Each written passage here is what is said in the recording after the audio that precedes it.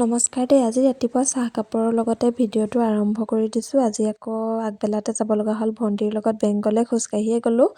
এফালে ঘৰ পাই আহি কাপোৰ কানি নোখোলাকৈ বনাই লৈছোঁ ফ্ৰাইড ৰাইচ। যিহেতু একো খাই যোৱা নাছিলোঁ, ভোক লাগিছিলে। ভণ্টিহঁতক ক'লোঁ তহঁতিও খাই যাবি।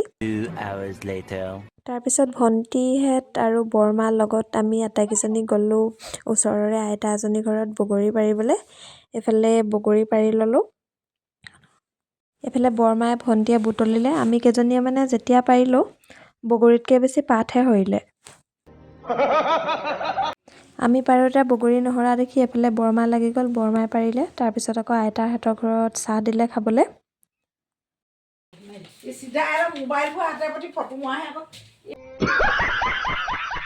আজি ৰাতিৰ সাজত মাছ আছিলে। মাছৰ লগত এনেকৈ ফুলকবি, মটৰ, কেপচিকাম, গাজৰ, বিলাহী চব দি মিক্সকৈ বনাই ল'লোঁ। এইফালে মানুহজনো পালেহি। কিবা এটা কৈ দিয়া।